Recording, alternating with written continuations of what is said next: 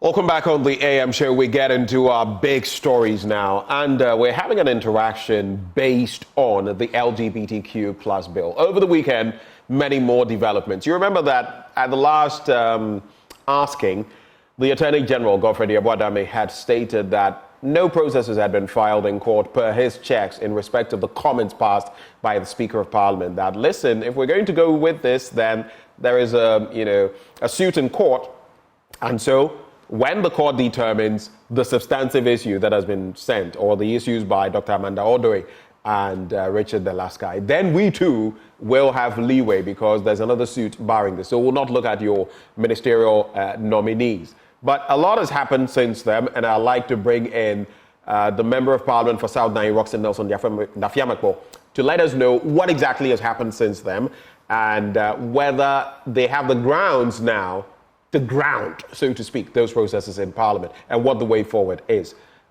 Roxanne, good morning to you. Yes, good morning to you, good morning to your viewers. It's my pleasure to attend. Right. So walk us through the latest. Since the last time you came here, you were sitting right there in the studio, and we had an interaction. What are the latest developments? I want us to get to that before we get into the current suits and everything else happening in court. Thank you very much.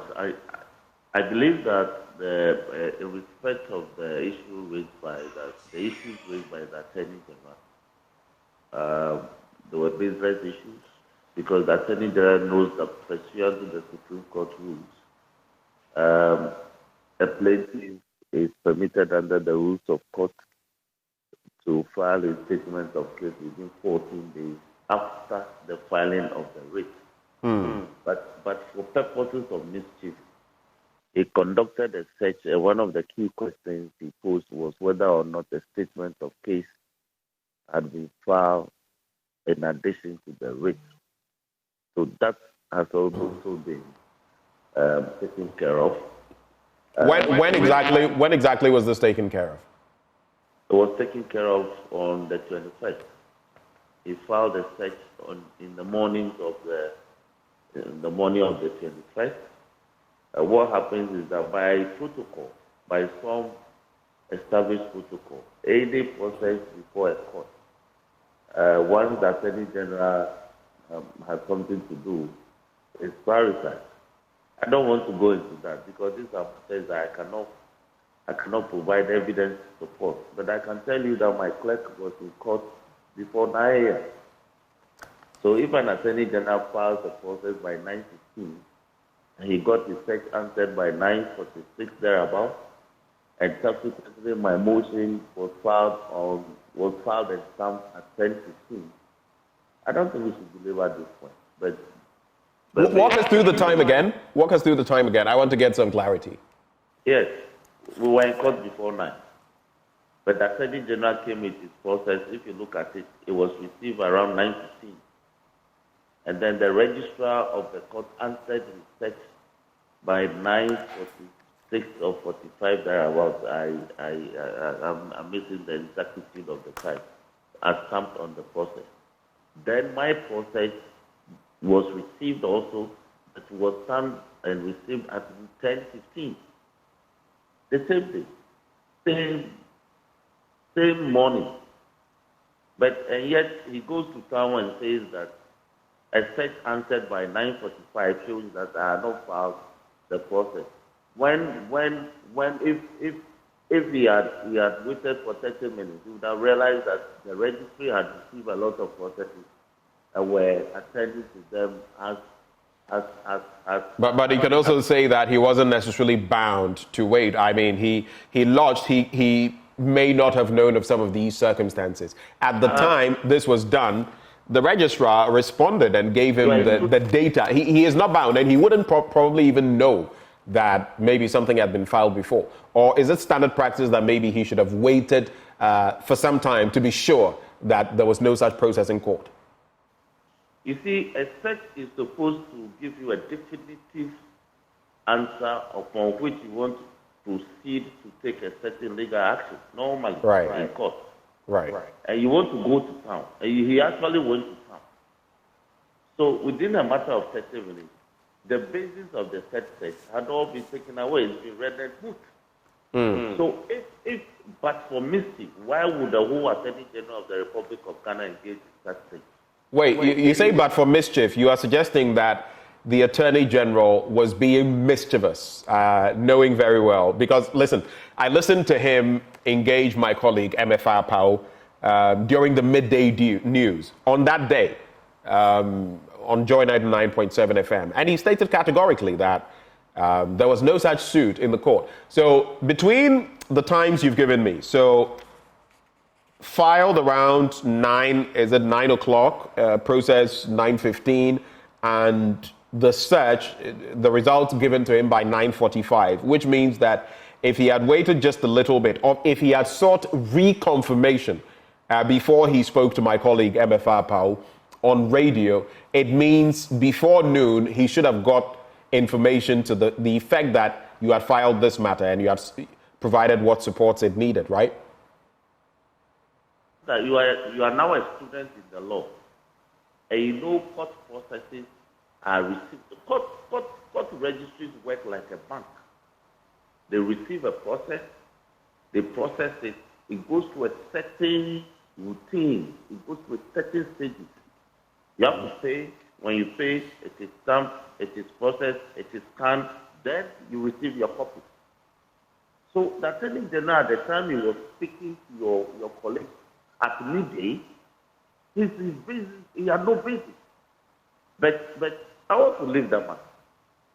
Now, in respect, coming back to your substantive question, the further developments on this issue is that I am filing two processes this morning. A mandamus directed at both the Speaker of Parliament to do his duty under law, and the President to also do his duty under law, to compel them to actually perform their constitutional function. And that is for the Speaker to present the bill as passed by Parliament to the President. It is the duty of the Speaker, and it's a constitutional command for the Speaker to do that. No process will be able to injunct that. So that is being filed this morning. The second one is another Supreme Court action to declare the letter written by the Secretary to the President as unconstitutional. But the letter that sought to command Parliament from performing its legislative function under the Constitution is an aberration. It ought not to be countenanced in our constitutional governance process. So that is the second matter that I'm dealing with this morning at the Supreme Court.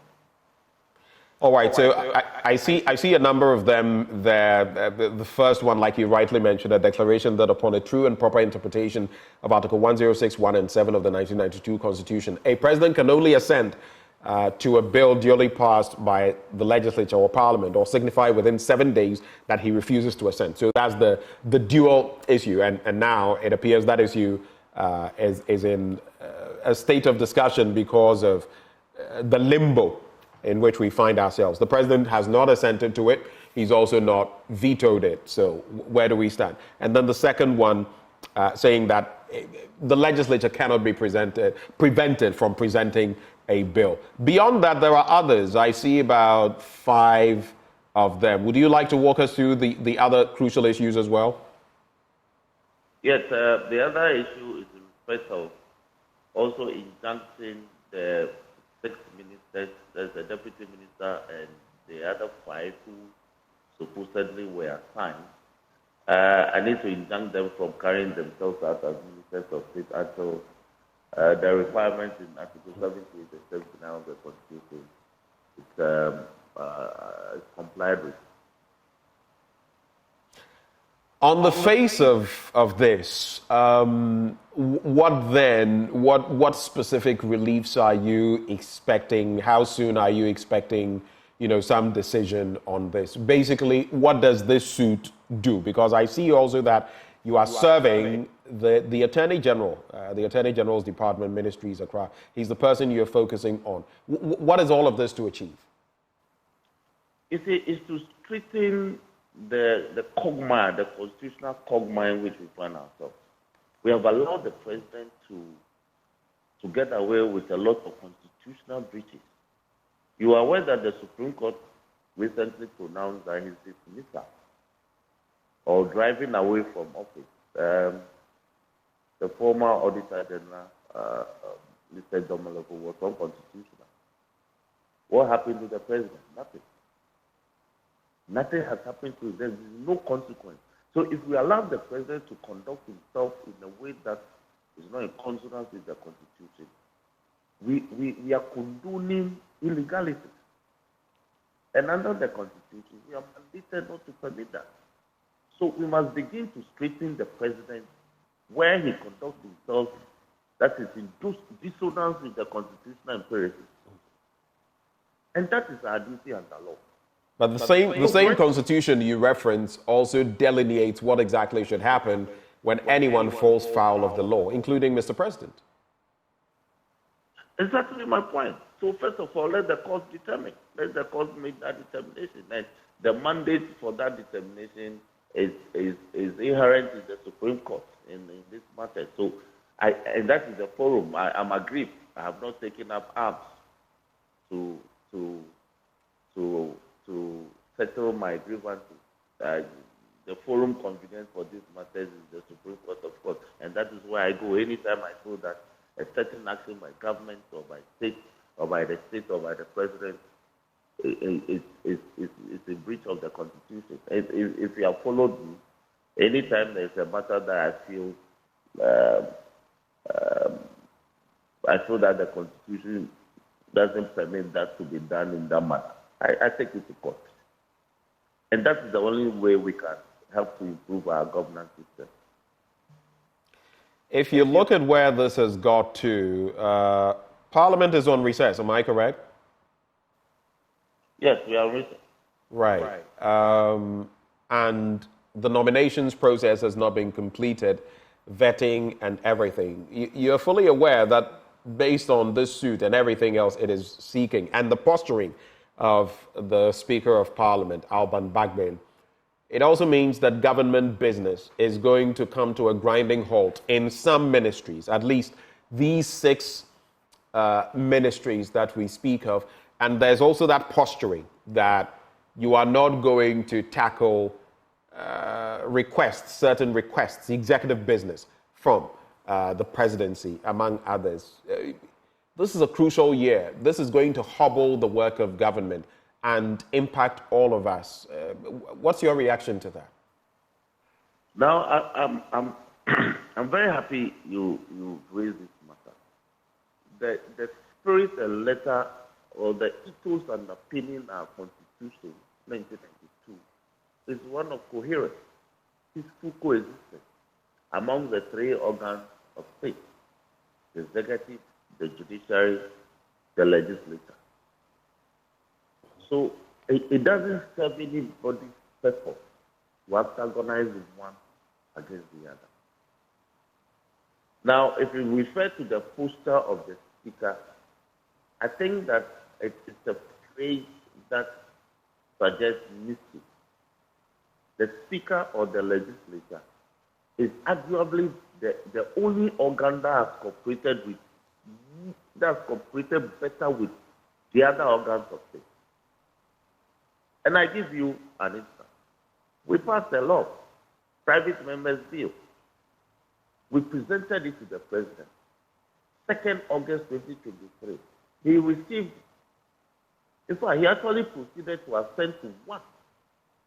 The other 2, the President has refused and subsequently made public comments regarding the reasons why he wouldn't assent to it. Within the imperatives of the constitutional provision, there are certain steps he ought to have taken. He has neglected to take them. Within the stipulated time frame, it's taking him nearly 6 months to write to Speaker. What do you expect Parliament to do? We passed a law. It's the validity of the law or otherwise is being challenged by the minority in the Supreme Court. And I speak of the 11. What did the President do? He told us that He will proceed to assent to the law. And depending on the outcome of the Supreme Court, everybody will be aligned. That is where we are. But what did Parliament do? Parliament continued to do its duties under the Constitution and other statutory enactments in place governing our work. But some of us think that the executive is increasingly becoming overbearing, especially towards Parliament, calling practically reducing Parliament as an offshoot of the executive, so they can communicate with Parliament in a manner that they think. They can conduct their relationship with Parliament in the manner that they think, without any recourse to laws underpinning our constitutional strictures. And an example is this. You have publicly dismissed ministers of state swiftly, with immediate effect, and proceeded to nominate some. Then out of the number of ministers you dismissed, then you proceeded to say that you were reassigning some. And we are saying, if it was miscommunication, that error should be corrected. They won't pay heed to us. Then you write to Parliament and now notify Parliament that those reassigned ministers will now have to be accorded all the courtesies on the floor because they have been reassigned or reshuffled. Again, not in accord with the law. So some of us will be active watchers of the actions of the executive towards Parliament. And I felt aggrieved, so I decided to take up this matter. In doing so, I cannot be accused of bringing government business to a halt, because you see, government is so big, or the executive, so to speak, is big. They have enough men to do the functions of state, or to perform the functions of state given to them under law. The government cannot say, out of their 84 ministers, if the appointment of 22 or 23 is in limbo, they cannot function. In any case, isn't the same party that presently funds this government telling Ghanaians that they can govern this state with 60 ministers? They should be able to do so now and not in the future, if indeed they can govern the affairs of this country with 60 ministers. So the realignment, they have the opportunity to undertake that realignment now. I have given them a very golden opportunity to do that, if indeed they can govern the affairs of this state with 60 ministers. So in other words, this is the test. This is a test of the strength of not just our democracy, but the executive. If it thinks it can run roughshod over everything and do everything on its own, then it should go ahead. So this is a challenge to them. Is that what you're saying? All we are doing is that the executive should conduct its affairs within the strict strictures of the Constitution. No, I get that, but you're also suggesting, they won't have any problem. Roxanne, you're also suggesting that if they feel they have the men and women and they can do it all by themselves, then you are testing to see whether they can do that. Is that the point you're making? Hello, Roxanne? Those are your words. They are not mine. I'm just inferring. That's why I'm asking whether you are implying that. Yeah, again, those are your words. They are not mine, my brother.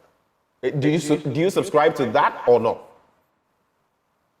Well, if that is the implication, they have opportunity to take it up. Let me ask you. Go ahead.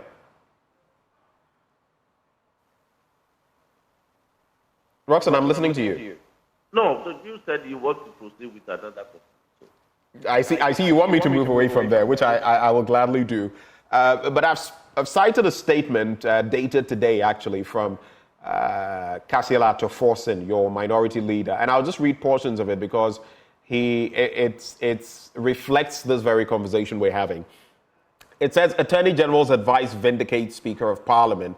And our attention has been drawn to an advice, in quotation marks, from the Office of the AG and Minister of Justice, dated the 21st of March, to the Speaker. In the said advice, the Attorney General, Mr. Godfrey Adame, questioned the well-reasoned decision of the Right Honourable Speaker it goes on and on, vis-a-vis you and your suits in court. And then he says, it is worth noting that whereas the Attorney General in the letter to the Speaker purported to fault the Speaker's ruling, he rather vindicated the position taken by the Right Honourable Speaker. Then it goes on to say, the Attorney General's claim that the Speaker erred because there was no injunction in respect of the above-named suit is not borne out by the facts. The Speaker of Parliament rather stands vindicated in his decision to err on the side of caution. In view of the expressed injunctive relief that had been stated in the writ of summons, a copy of which was duly served on the Right Honourable Speaker on the 19th of March. Now, this is the 21st of March when the AG responds. On the contrary, it would be recalled that President Akufo-Addo informed members of the diplomatic corps at a meeting at the Pediasi Lodge on 4th March 2024 of a supposed court case at the Supreme Court. The president even went on to state that he was restrained by the filing of a writ of summons from assenting to the Human Sexual Rights and Family Values Bill. It turned out that as of the time that the president was speaking to members of the diplomatic corps on the 4th of March 2024, the writ had not yet been filed in the Supreme Court. The writ was subsequently filed on the 5th of March 2024, which is something I've spoken about. And in the end, he says, and I just want to put this out there for good reason, he talks about the AG demonstrating time without number that he cannot prioritize the national interest over his party's parochial and self-serving interest. And then he says, if there ever was a time that decoupling the position of the AG from that of the Minister of Justice was pressing and relevant, it is now. Clearly, the conduct of Godfred Dame as AG and Minister of Justice epitomizes all that is inherently wrong in keeping both positions in the same person. Do you agree, essentially, with what your minority leader is saying? And I'm not asking that question trivially, because I don't expect you to necessarily agree just because he's your minority leader. But especially as well on the point of the separation of the role of an AG, an Attorney General, and a Minister of Justice. Are you for it? And assuming the NDC were to come back to power, would you push for something like that? It's a bridge that will cross when we get to it. No, but I'm not asking for what is your thinking on the matter? Hold on. You have to listen to me. You posed the question and I'm trying to respond to it. However, the conduct of the present Attorney General clearly suggests that this call, which is not a new call, is founded. Because the Attorney General has so been described by other waters in academia. And you heard people over the weekend. In fact, others have labeled him as a regime lawyer. Everything about this government, he's in a hurry to defend, he's in a hurry to shield, he's in a hurry to guide. An Attorney General who goes to court and calls media people into his office to be granting interviews on matters pending before court, running commentaries, running parties down, speaking ill about heads of organs of state like the Speaker of Parliament, is unacceptable. Only party footsoldiers do that. So increasingly, his exhibited qualities of a party footsoldier unbecoming of the conduct of an Attorney General, a learned Attorney General of any republic worthy of itself. This is why this is what has given people reason to now say that then the call for decoupling, divorcing the office of the Attorney General or Attorney General from a Minister of Justice or a Minister of Justice is right. And that has to be done as a matter of agency. But you see, we've had Attorney General who have occupied that office in much dignity. Look, they were Attorney General, you know everything that they exist. So allow it's only this Attorney General that doesn't allow his deputies to talk. It's only this Attorney General who talks in the media more than his deputy. Hitherto, you will even sparingly hear Deputy Attorney General. You will sparingly hear, if you want to hear them, you hear them from court report, court communication, or judgment. That is what you hear of attorney generals and their legal arguments. But this attorney general, that's why I describe him as Garuro. Every time if you describe him as what? Garuros. Oh, garrulous. Okay, right. Every time he's in the media. In the evening, he's in the media. In the morning, he's in the media. In the afternoon, he's in the media. Running commentaries and writing things about pending cases, fresh cases, cases that are sub judice. I mean, we live with what legal thinking. So why wouldn't it conduct this cause of concern to people like my minority leader and other academic zones like Stemside? You said something, though, I didn't quite catch it because you're on the other side. Did you say warped legal thinking? For an attorney general to say that my writ is defective because I have not filed a statement of case, isn't that warped legal thinking? Well, those are your words. Those are your words. Someone would disagree with you. I'm sure he would vehemently disagree with you. Run away from my words. And I'm saying so on authority that the Attorney General has abandoned his law and now talks politics. That's what he does. Otherwise, an Attorney General worth his salt cannot be questioning the pronouncement of a speaker even based on a writ of summons. You do realize that at this point, when you talk of an attorney general or a lawyer worth his salt and all of that, you are basically dragging the attorney general and his reputation in the mud, right? He's head of the bar, and you're saying he doesn't even know what he's doing. That is taking it a bit too far, isn't it? Too far. Is the Attorney General who first attacked me in the media. Did you hear him speak about it? So you're saying, I mean, two wrongs don't make a right. He's attacked you, so you must attack him back? Did you hear the Attorney General speak ill about me? I listened to the conversation with MFR Pau. I listened to that. Yes, I did. So he is the first person who is supposed to uphold every ethics at the bar. But he didn't insult you, did he? Why? Have I insulted him? I have not insulted him. But you see, at the bar, we are trained to use decorous language. However aggrieved you are about the comment or submission of your colleague on the other side, you're supposed to respond with decorous language. That's all you're supposed to do. You feel the AG wasn't decorous in addressing you. You feel in addressing you, he wasn't decorous. In conveying your disagreement, you do so with decorous language. He doesn't do that at all. All right. So you're not going to withdraw what you said about him, right? You stand by it. Why not? I've not done anything wrong. All right. Right before I let go of you, let's go to, it's not a directly related issue, but it also has to do with the Attorney General, Godfrey Adame, and I'll leave you with that. Then we can draw the curtains on this conversation. It has to do with the people of SAL. And Franklin Kujo of Imani Africa has been talking. In recent times, I cited some apology of his in respect of some jumping of the gun as far as the Attorney General is concerned. He says he wasn't seized with all the facts. But he's come back talking about the SAL issue, and he says it's pretty short, so I'll just read it out. Take your reaction, and we're gone. He says, on behalf of the disenfranchised people of SAL, that is Santro Kofi, Akpafu, Likpe, and Lolobi, I call on the Attorney General and Minister of Justice to render an unqualified apology for his, note, dereliction of duty in seeking justice for the 30,000 citizens of SAL that were or who were callously prevented from the last parliamentary elections, that is from voting.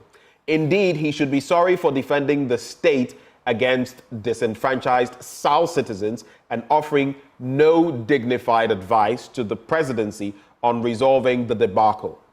Failing to render an apology and taking honorable steps towards redeeming his government's disturbing image as carefree and wicked hatred for SAL citizens would render his legacy as one that promoted the greatest illiberalism and disunity. And it is Franklin Kujo speaking here. I find some of his words rather, what word would I use? Accurate, acerbic, terse. But What do you make fundamentally of this call that the Attorney General should apologize to the people of South on the back of his posturing and his advice to this administration on South?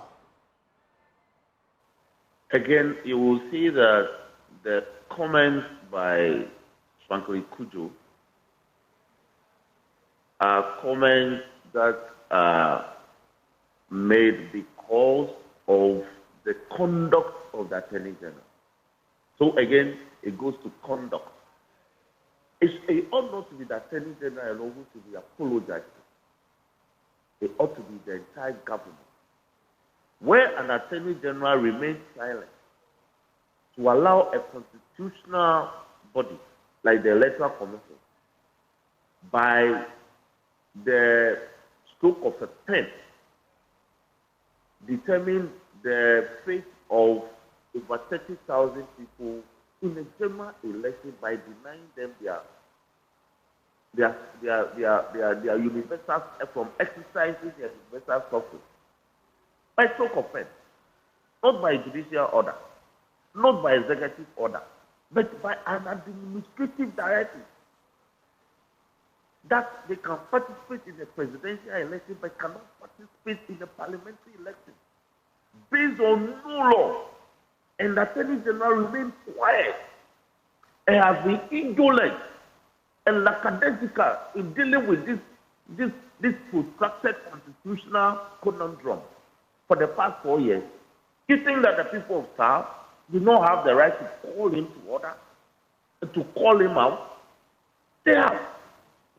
So the call by Franklin Kujo on behalf of the people of Central Kofi Akpafu Lolobi, I support it. Because, you see, it's a damage that cannot be repaired. It's so irreparable that for the past 4 years, they have no representation in Parliament. How do you cure that? How do you remedy that in law? It's gone. Perpetually gone. It's like a scar. So, these are the reasons why people are going after that Attorney General in the manner that they are doing. Roxanne, any final words before we let go of you? What are your expectations in the coming days as far as the suits in court are concerned, as far as the workings of Parliament when you return, and as far as the work of government are concerned? Any final words before we go? Yes, let me reiterate the point that the essence of our present constitutional order is for peaceful coexistence between and among the organs of state and among statutory institutions. One cannot be permitted to overstep its bounds continuously without check. Underpinning our doctrine of separation of powers are the doctrines of checks and balances. So where executive excesses are detected, we have a duty under law to check and balance the powers in terms of exercising things. So people should be calm when we do some of these things. It is for the good of this country. Otherwise, we will have an unscrupulous executive tomorrow that will run roughshod over everybody and threaten our democracy. So the checks that we are invoking within our laws, it's all good. It's up to the executive to come down from its high horses and be more sober and be more cooperative with especially the legislature and the judiciary, so we can manage the affairs of state as we are enjoined under law to do, for the betterment of our people. No mischief is intended. Let me give you another example before I go. A couple of weeks ago, the president dismissed some number of DCs and MMDCs. Go and check the communication that they put up. They quoted a law that does not exist in this country. They quoted a certain Local Government Act 2014. The local governor, the law underpinning our local government in this country is called the Local Governance Act 2015, Act 936. That correction has not been made. When you sue them, then they will be crying. They will display incompetence. When you ask them to correct their mistakes, they will not do it. Meanwhile, communications from the executive is a matter of public record. So they must learn to put out things factually, correctly, especially when they are invoking legislation. But they won't do it. And so that communication is out there. A law non-existent, but is being quoted and relied on by the presidency to dismiss these things. Well, thank you very much. They say you talk too much. I see. Well, thank you for joining the conversation, Roxanne, and we wish you the very best in all your endeavors. For me, I always love the tests of the law because then we get to see how much it can be stretched, basically. Especially with Roe versus Wade and what has happened in the United States. You get excited when some of these come to the fore. But that bit about local government and a non-existent law raises more questions that we can look at in some other discussions. But that has been our conversation with Member of Parliament for South Dai, Roxanne Nelson Dafeamekpor, on his latest, what word will I use? Those debates he has stoked in the court of law in respect of the LGBTQI plus bill. Stay with us. There's still a lot more to come, including the launch of the Ghana Smart Schools project. We heard some talk about it earlier today. The Ministry of Education says this initiative will bolster senior high school education by providing teaching and learning management systems, digital learning content, and electronic devices to all senior high and TVET schools nationwide. We'll be taking that live for the pre-launch conversations and also bringing you a live coverage of that event. In between, we'll be serving you other matters on the AM show. So do stay. We'll be right back with more.